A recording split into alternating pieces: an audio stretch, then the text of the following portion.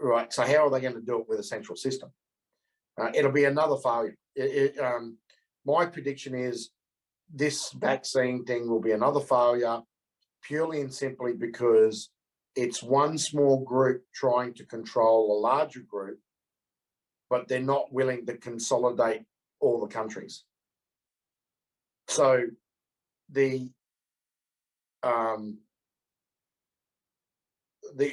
you have a look at the European Union's a failure because they didn't consolidate and make it one nation like they did with the US.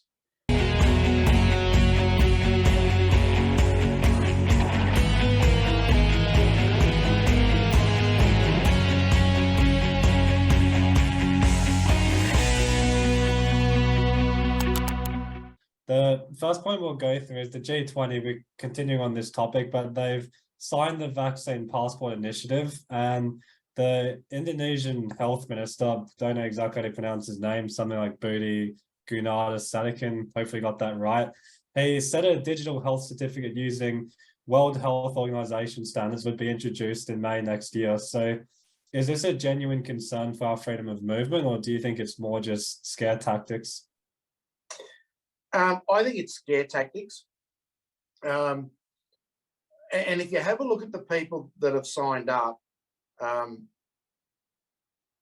people that are signing up on the edges of it, the G20 people, like Indonesia, like the Philippines, who was the other one that signed up? Because it was in Asia, so there was I think it was Malaysia. They're the countries that are going to be hurt the most, because the expats that live there are the ones that they're not getting vaccinated, or they're not going to get vaccinated anymore. They're not going to want a digital passport, so they'll leave and go where else there isn't. I've said this over and over again, is we'll end up with two lots of countries in the world. One lot of countries that'll be free, you can do whatever you want, you know, your rights will be respected and all that.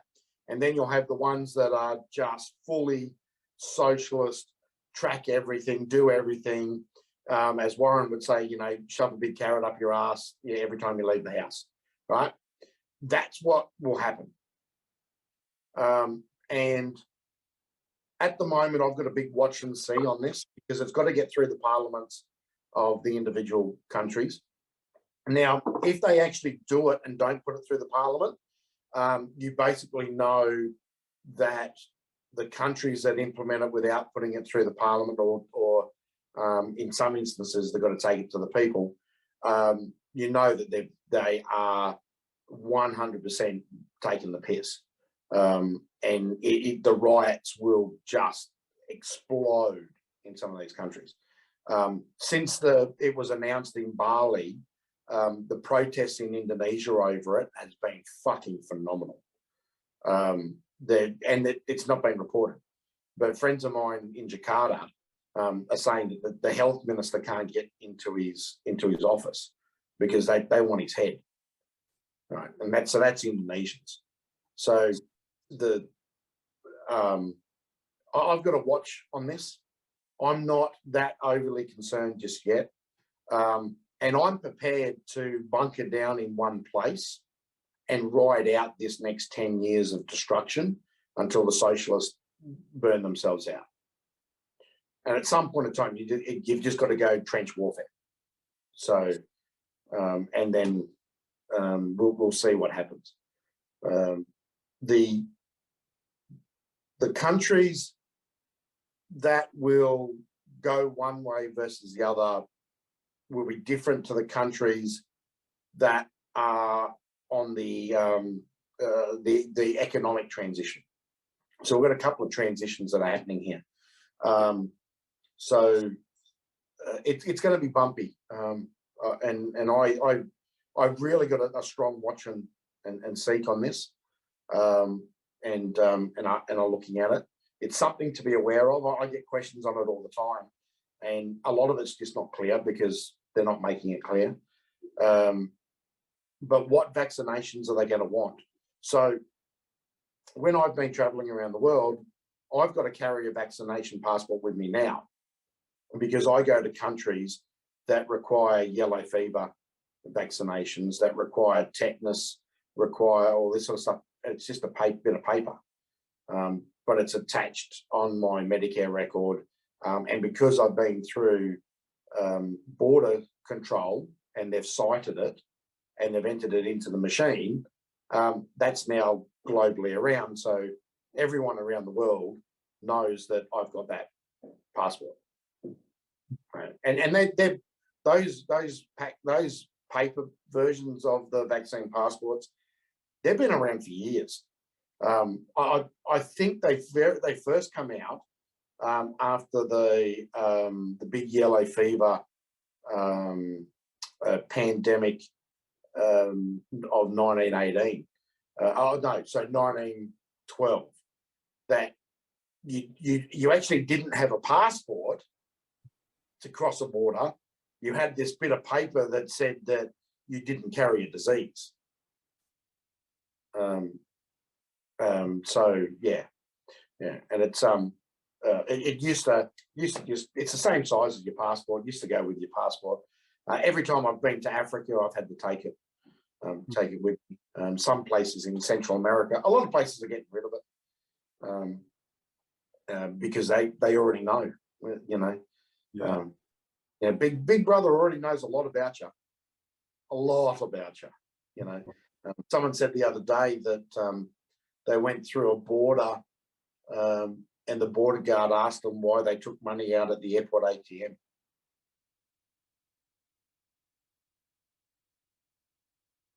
Just shows you they're always watching, I guess.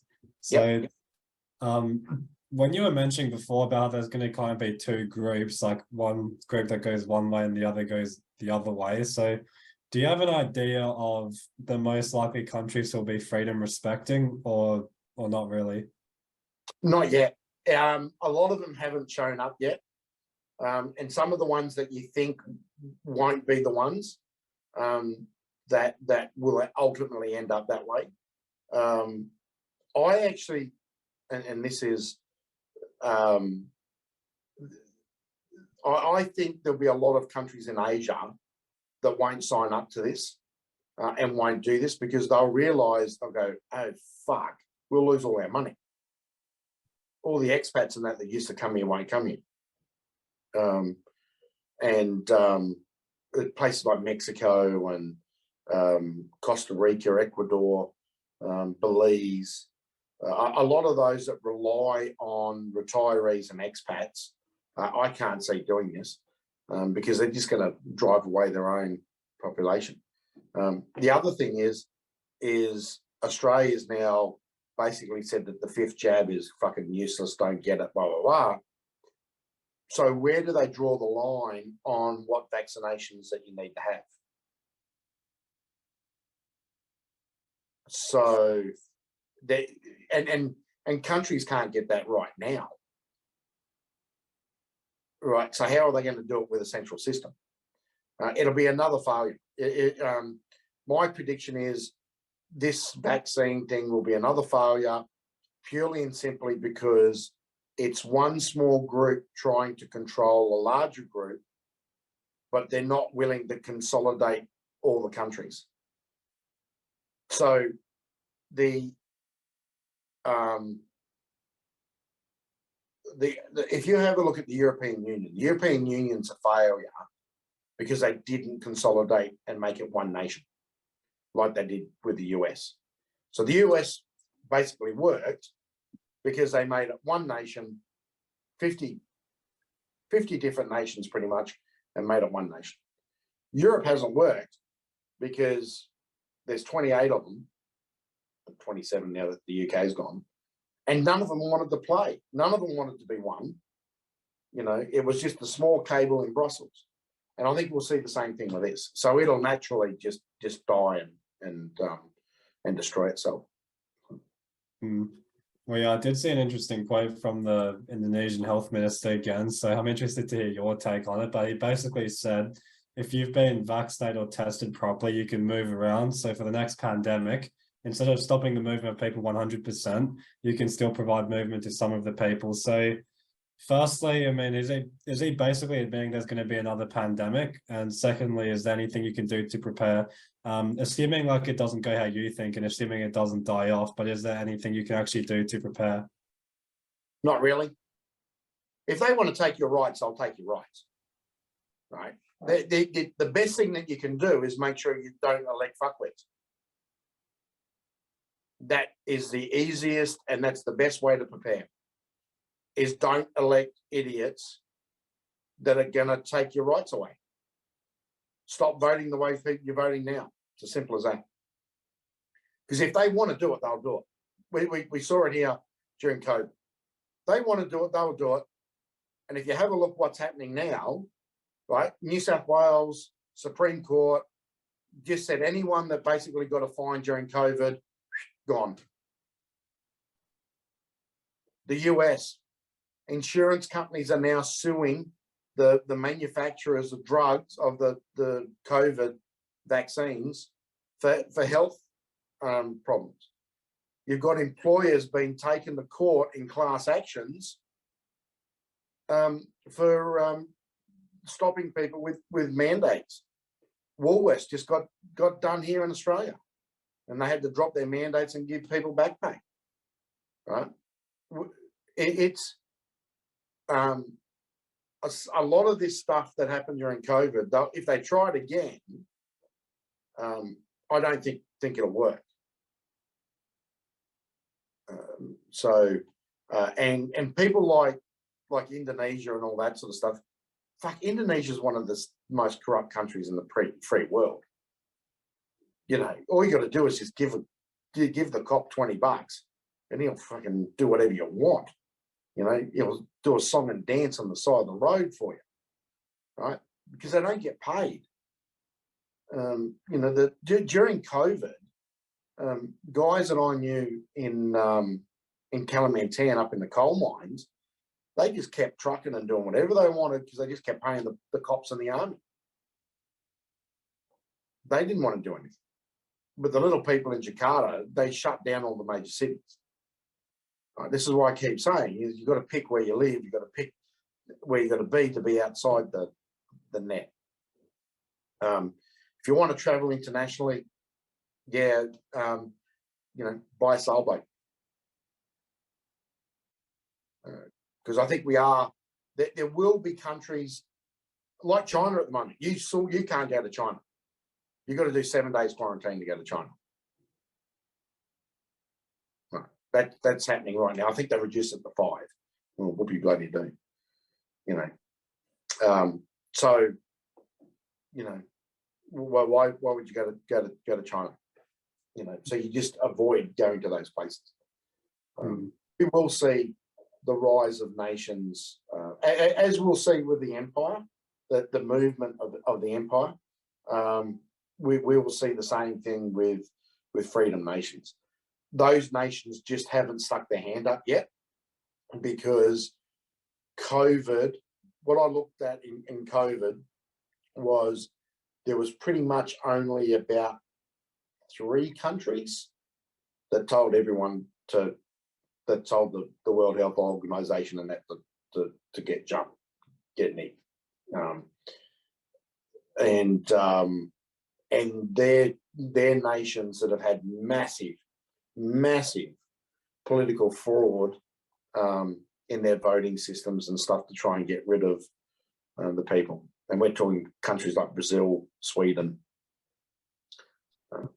Yeah. You know. And the last question I'll ask on this topic, which came from Sophie just before we move on to the next one, is for those of us with young kids now, we need to set them up to be in the right place, like the right country for their future. So obviously thinking about future generations as well as yourself right now. So do you have any suggestions on countries or anything that you think are a good escape plan if you need it? Yeah. So what I'm liking for small escape countries are literally small countries. Places like Fiji, Vanuatu, and all that sort of stuff. They did stupid things during COVID, but I don't think they'll do them again. because it set their countries way, way back, you know, and a lot of these countries won't survive. The big major countries that are socialist leaning, Australia, Canada, you know, most of Europe, forget about. Dubai is a great country. It never really locked down. It went against the grain. A lot of the Middle Eastern countries actually went against the grain. They just didn't get recognised for doing so. Dubai is a very good freedom place when it comes to this sort of stuff. And I think I've said it before. I know heaps of people that are moving to Dubai. Heaps. They're setting up their businesses there. They're setting up, you know, all the bits and pieces there, and just moving there.